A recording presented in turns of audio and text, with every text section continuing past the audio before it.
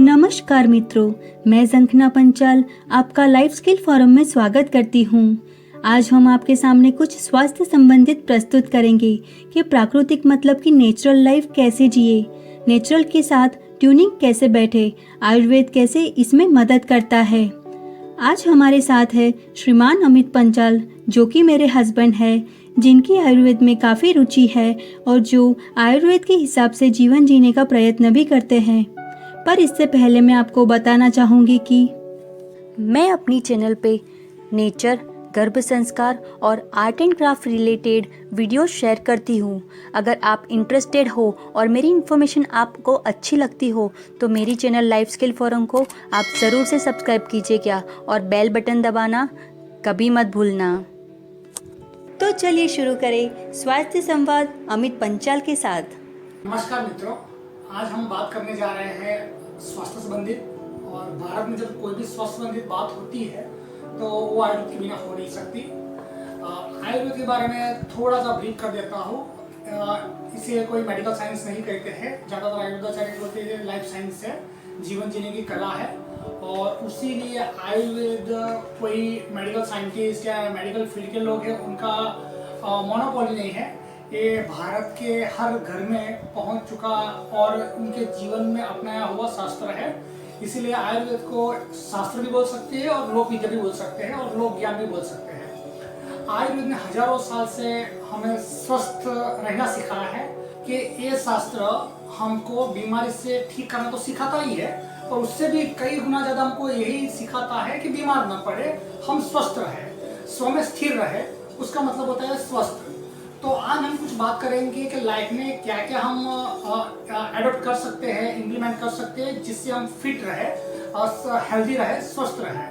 और आज जैसे लाइफस्टाइल हमारी हो रही है भागदौड़ वाली, खाना हमारा दूषित हो रहा है, हर जगह पे दूषण हो रहा है, पानी दूषित हो रहा है और मेडिकल साइंस और मॉडर्न मेडिसिन जहाँ पे फेल हो रहे हैं, लोगों को लग रहा है कि इतने सारे हॉस्पिटल्स, इतना सारा रिसर्च एस्टेब्लिशमेंट होने के बाद भी, अरबों खरबों का बजट होने के बाद भी इसमें कोई इतना इम्प्रूवमेंट नहीं हो रहा है। कैंसर के केसेस बढ़ रहे हैं, डायबिटीज के केसेस बढ़ रहे हैं, ऐसी ढेरों बीमारियां आए दिन बढ़ रही है।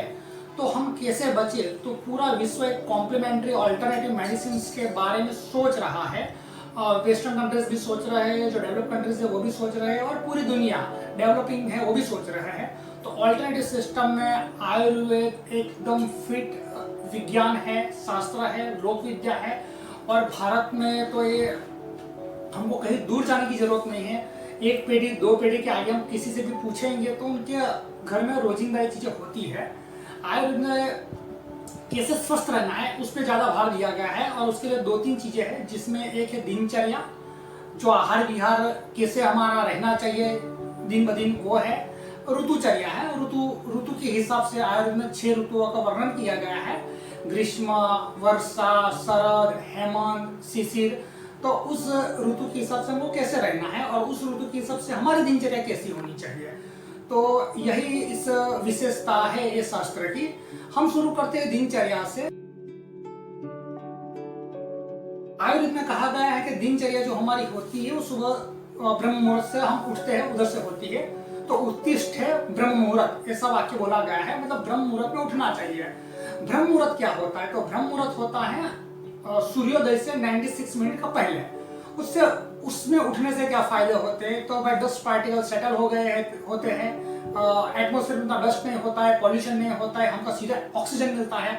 ऑक्सीजन इनहेल करने से हमारे लंग्स अच्छे रहते हैं। ऑक्सीजन हमारे ब्लड को प्योरिफिकेशन करता है। ब्लड हमारा प्योर हुआ तो हर एक सेल एक्टिवेट, रिजुनेट हो रहे हैं और हमारे हर सेल अगर अच्छे से रिजुनेट हो रहे हैं, हेल्दी हो रहे हैं, तो हमारी बॉडी भी हेल्दी रहेगी। तो एक छोटा सा नियम आयुर्वेद का हमको कितना फायदा करता है ये देख लीजिए। और क्या लाभ होंगे? तो आयुर्वेद में ब्रह्म मुहूर्त में उठने से हमारे पास समय काफी बचता है। तो हमारे पास जो समय है उसका हम उपयोग करें तो हमारा वात प्रकोप नहीं बढ़ेगा। सुबह में वात आ जाता है तो हम शांत मन से बैठे। उसीलिए योग विज्ञान में तो कहा गया है कि अगर ध्यान करना तो सबसे जो बेस्ट मोमेंट होती है वो यही होती है।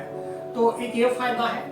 आयुर्वेद में एक चीज और भारतीय परंपरा में जो और भारतीय फिलोसॉफी में एक चीज पाई गई है वो है यहाँ पे हर काम धीरे से करना। जो हमारा चंचलता होती है मन की, मतलब इसमें पतंजलि ऋषि ने तो भी कहा है कि योग चित्त वृत्ति निरोधाः, हमारी चित्त की वृत्तियां बहुत ही बढ़ती है, और जितनी चित्त की वृत्तियां बढ़ती है तो साइकोलॉजिकल डिजीज, न्यूरोलॉजिकल डिसऑर्डर, ये सब प्रॉब्लम्स हो सकते हैं, जो आयुर्वेद में कहा है वात प्रकोप से ये सब होता है। तो सुबह में धीरज से, ध्यान से हम कोई भी हर कार्य करें, शांति से करें, तो हम वात के जो 80 डिजीजेस होते हैं, 80 रोग वात के होते हैं, जो सबसे ज्यादा होते हैं। और वात बिगड़ा तो हर कुछ बिगड़ेगा। पूरा त्रिदोष जो वात आयुर्वेद में कहा गया है, वात पित्त कफ, उसमें वात को संभालना अत्यंत आवश्यक है। तो वात को हमने संभाल लिया, तो सुबह में ही अगर हमारा इतना सा छोटा सा नियम कहते हैं कि आयुर्वेद के 80 रोगों से हमको बचा सकता है। ये तो हुई आयुर्वेद की बात। मॉडर्न मेडिसिन में तो उसके अलग अलग कई नाम होते हैं। वात के ऑस्टियोआर्थराइटिस ले लीजिए, ऑस्टियोपोरोसिस ले लीजिए, रूमेटॉइड आर्थराइटिस ले लीजिए, न्यूरोमस्कुलर ले लीजिए। तो ऐसे कई नाम से अलग अलग मॉडर्न नाम है डिजीज के, वो सब वात के प्रकोप से होते हैं आयुर्वेद के सिद्धांत के हिसाब से। अब हम अगर दिन में हमारे दिन की जो शुरुआत है वो करते हैं ब्रह्म मुहूर्त से। जैसे उसमें उठना हो गया, अगर आपको श्लोक ऐसा आता है सुबह का करागर वस्ते लक्ष्मी वाला तो और बढ़िया है। अगर नहीं आता तो 5 मिनट तक अपनी जगह पे, अपने बेड पे ही शांति से बैठे और ध्यान कीजिए, चिंतन कीजिए, मनन कीजिए, मन को शांत कीजिए। चिंतन मनन में प्रभु का स्मरण कीजिए, अच्छी अच्छी बातें सोचिए, अच्छा दिन जाए, ऑटो सजेशन दीजिए, पॉजिटिव थॉट अपने आप को दीजिए, तो ये बहुत फायदा करेगा। आपके कई रोगों से तो आपको बचाएगा, और भी कई तरह के आपको फायदे करेंगे जीवन में। सुबह उठते ही हमको सबसे पहले, उठने के बाद हमको पानी पीना है। पानी पीने से क्या लाभ होंगे वो हम बताएंगे।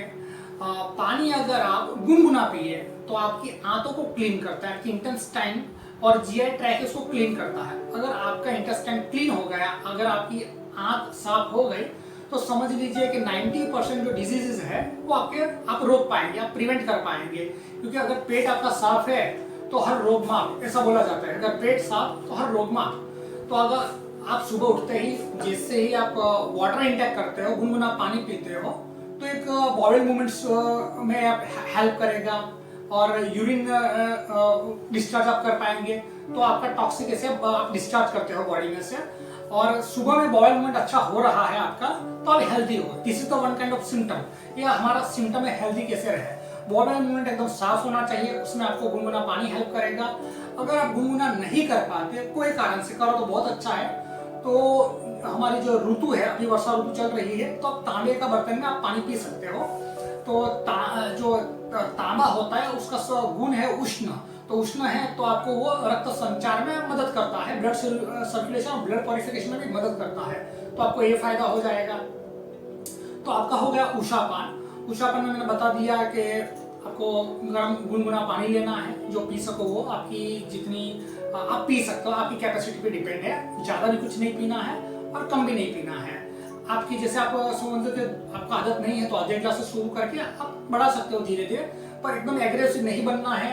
आयुर्वेद में एक ही बात पे बहुत, और हमारे भारतीय संस्कृति में एक बात पे बहुत ध्यान दिया गया है, उसको महत्व दिया गया है, वो है धीरज, धैर्य रखना। किसी भी चीज में एग्रेसिव नहीं होना, हर चीज शांति से करने की, क्योंकि प्रकृति है, प्रकृति के कुछ नियम होते हैं, वो तुरंत और कुछ भी हरी में नहीं करती है।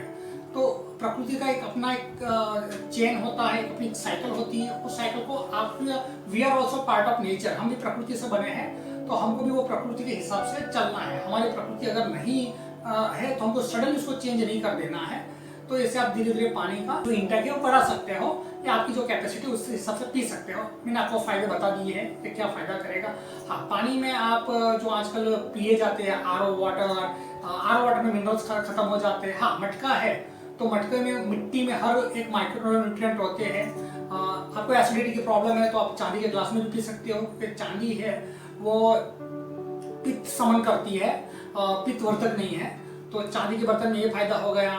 तांबा का मैंने बता दिया, मटके का बता दिया, स्टील का बता दिया। प्लास्टिक और एल्यूमिनियम हमेशा अवॉइड कीजिए।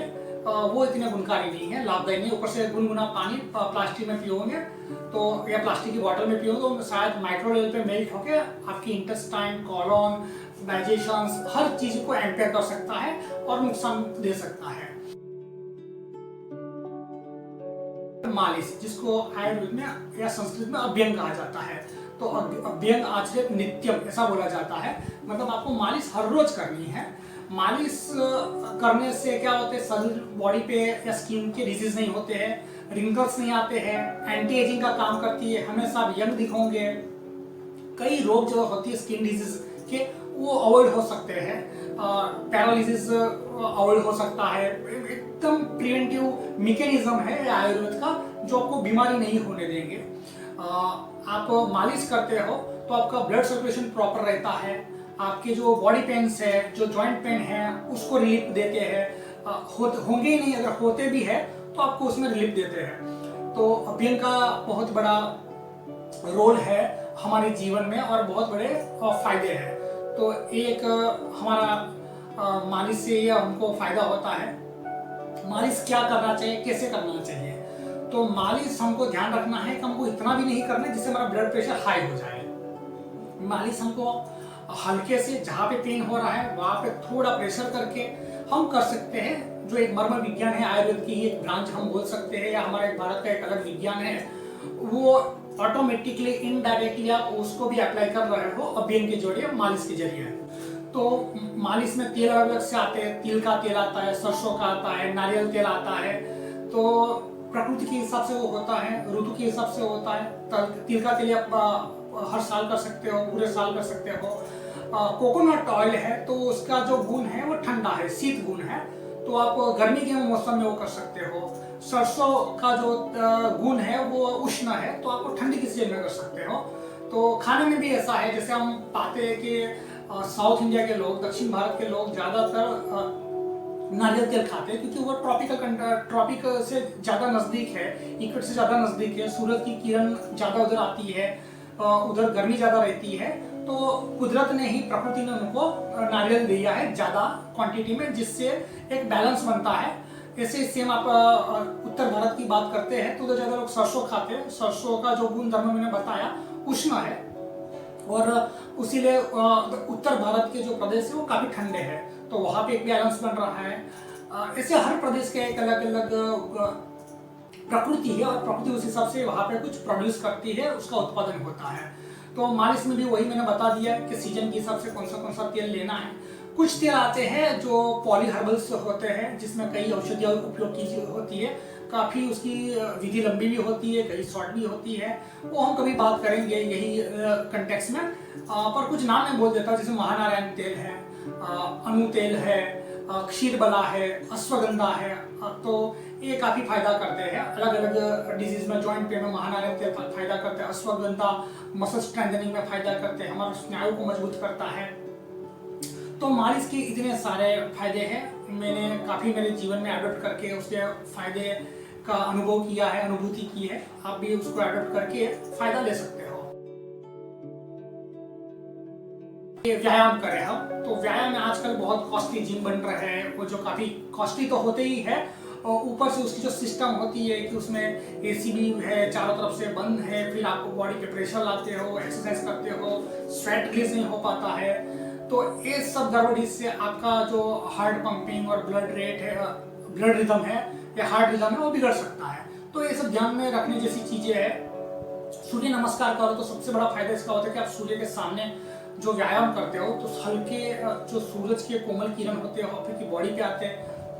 तो आज एक बड़ी समस्या हो रही है विटामिन डी की डेफिशिएंसी की, कि जो भी स्किन डिजीज है वो काफी अवॉइड हो सकते हैं।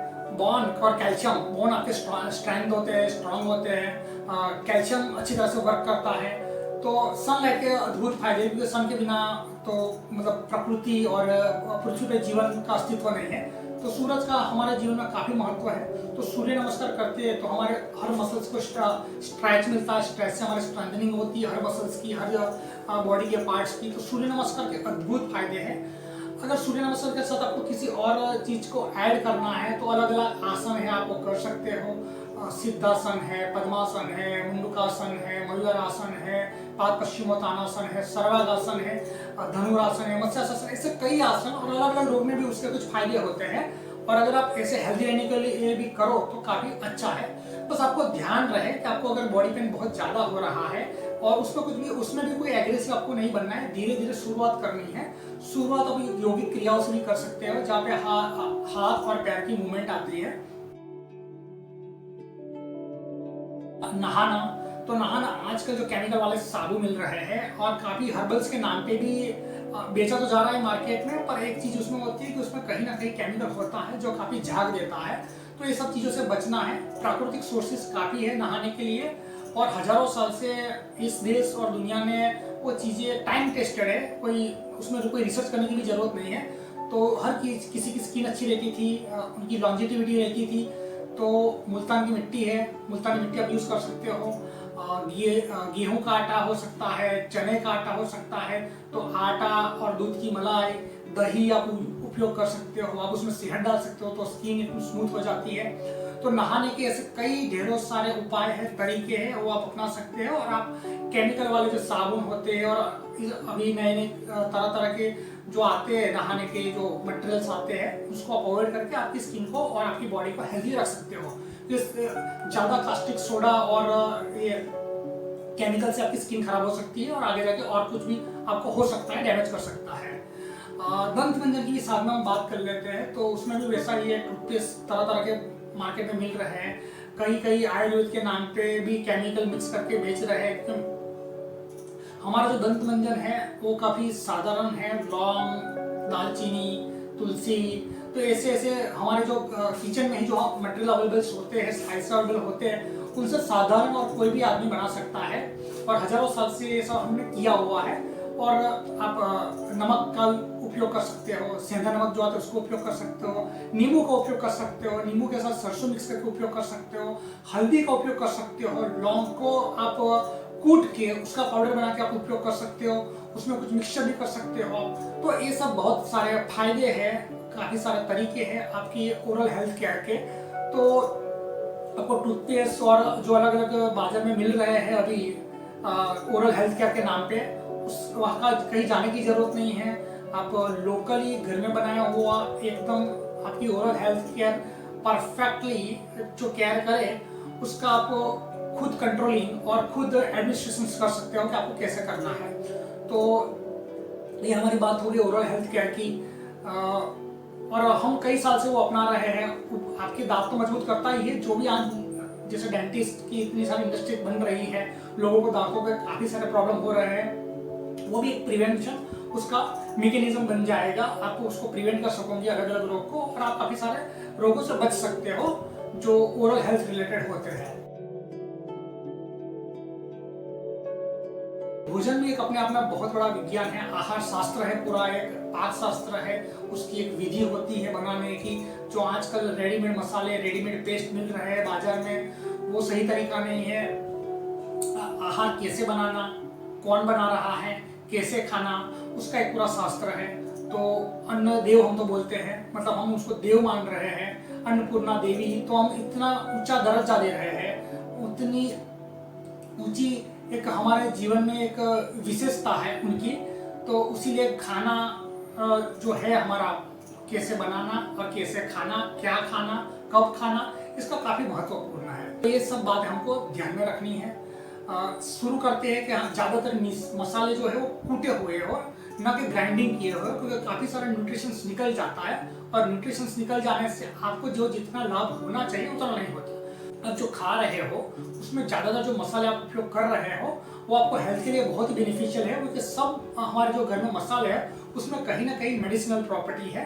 हल्दी काफी सारे रोगों को ठीक करती है। हल्दी पे मैंने काफी सारे प्रयोग किए हैं, मुझे अधिक से अधिक लाभ हुए हैं। तो हल्दी बहुत ही महत्वपूर्ण है जो हमारे हर डिसीज में होता है, तो उसमें वो ध्यान रखना है।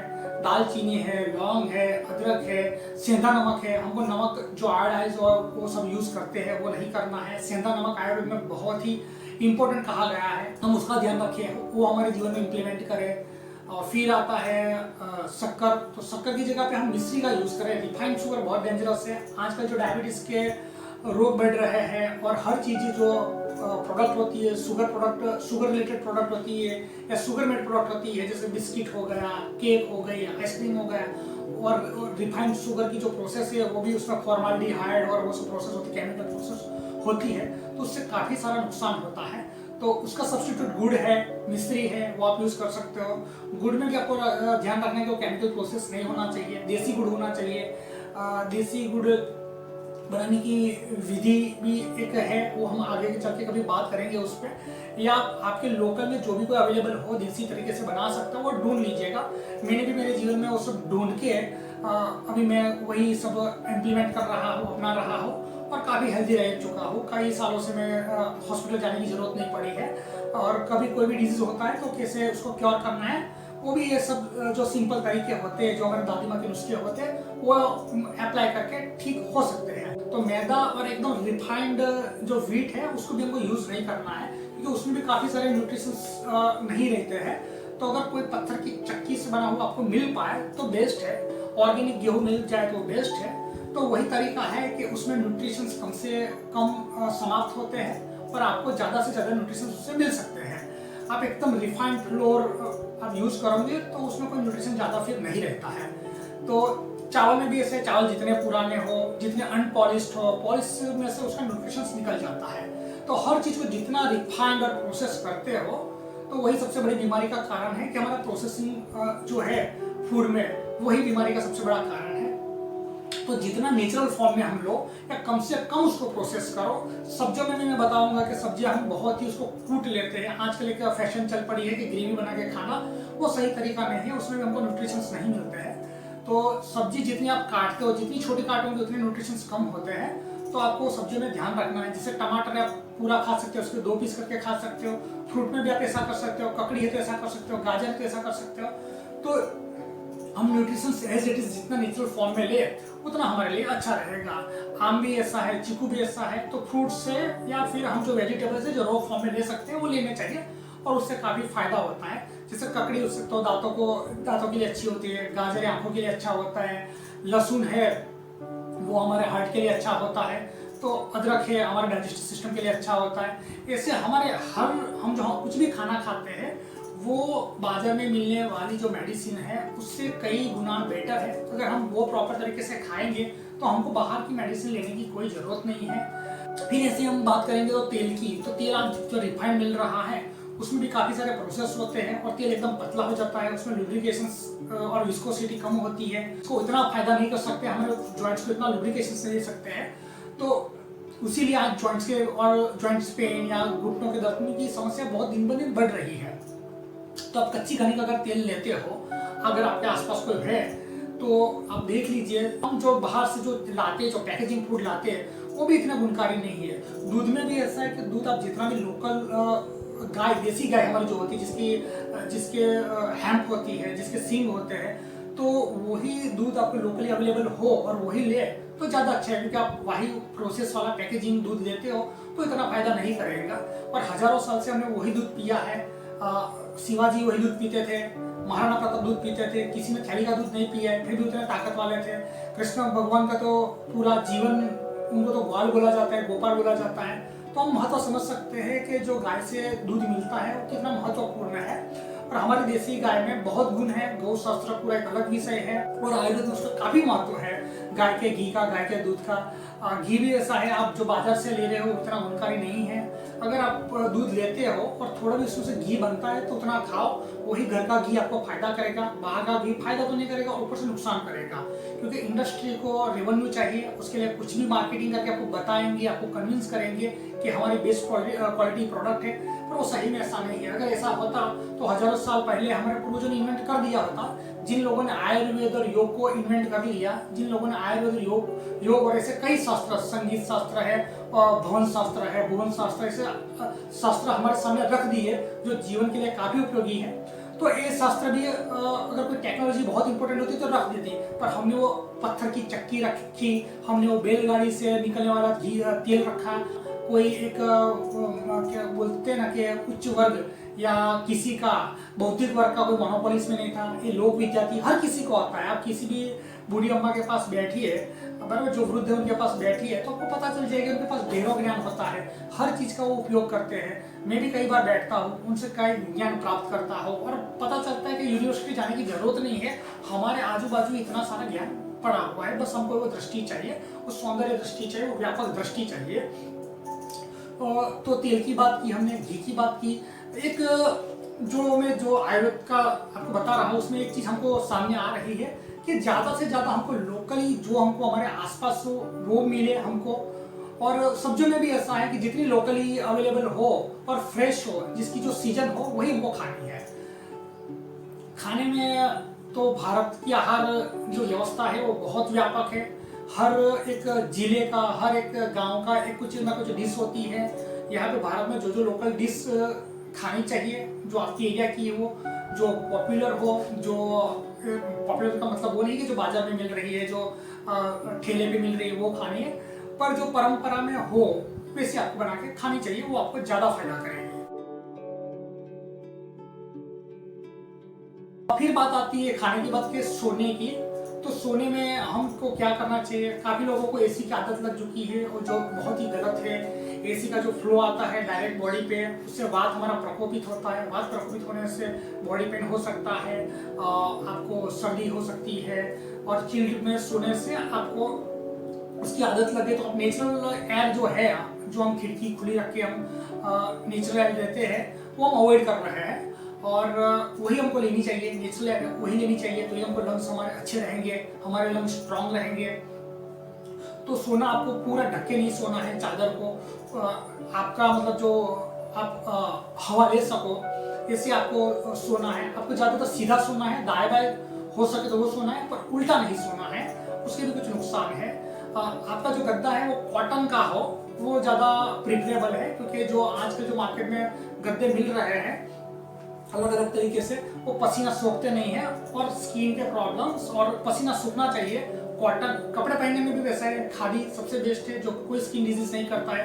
अगर ऑर्गेनिक खादी आपको मिलती है तो सबसे बेस्ट है, आपको कोई स्किन डिजीज होगा नहीं। सोने में आप कम से कम तकिए का उपयोग करें, तो क्या होता है कि ब्लड सर्कुलेशन, आपका जो ब्लड है वो आपके मस्तिष्क तक पहुंचता है, और जब जो आपका ब्लड है वो ब्रेन तक पहुंचता है तो आपको फायदा करता है, आपका जो ब्रेन है वो काफ़ी एक्टिव रहता है। आयुर्वेद में दो तीन बातें कही जाती है, जिसमें एक नस्य है, आप रात को सोते हो तो आप तिल का तेल या देसी गाय का घी आप 1-2 बूंद आप नाक में लगा सकते हो। तो एपिलेप्सी, इंसोमानिया, अनिद्रा, ऐसे कई रोग हैं जिसका निवारण हो सकता है, और आपकी न्यूरल सिस्टम काफ़ी अच्छी रहती है। फिर एक नियम आता है पदाभ्यंग करके, मीन्स आपके पैरों को आपको मालिश करनी है, तो उसके काफ़ी सारे फायदे हैं। आंखों को काफ़ी फायदे होते हैं, नंबर उतरने के उल्लेख किए जाते हैं, लोगों को अनुभव है, आयुर्वेदाचार्य उसको रिकमेंड करते हैं। तो आपको रात को सोते समय अगर आपके पास कांसे की कटोरी है तो बढ़िया है, अगर नहीं है तो आप हाथ से घिसिए। तो देसी गाय का घी जो है पैरों में घिस सकते हो, तिल का तेल घिस सकते हो, तो पैरों में ये होने से आपको पैरों में दर्द नहीं होगा। अगर आपका जो काम है ज़्यादा खड़े रहने तक का है तो आपको पेन रिलीफ चाहिए उससे, तो ये आपको पेन रिलीफ दे सकता है। तो हमारी आज पूरी बात हुई पूरी दिनचर्या पे, सुबह से लेकर शाम तक सोने तक क्या करना है। ये काफ़ी विस्तृत और बृहत विषय है, मैंने अच्छे से प्रयास किया कि आपको एक ब्रीफ उस पर बता सकूं, और आपने सुना ये हर चीज़ मेरी, उसके लिए बहुत बहुत धन्यवाद। फिर हम कुछ अलग लेके आएंगे, आयुर्वेद के कुछ अलग नियम, कुछ अलग एस्पेक्ट, कुछ अलग एंगल से, और आपके सामने रखने की हम कोशिश करेंगे। धन्यवाद।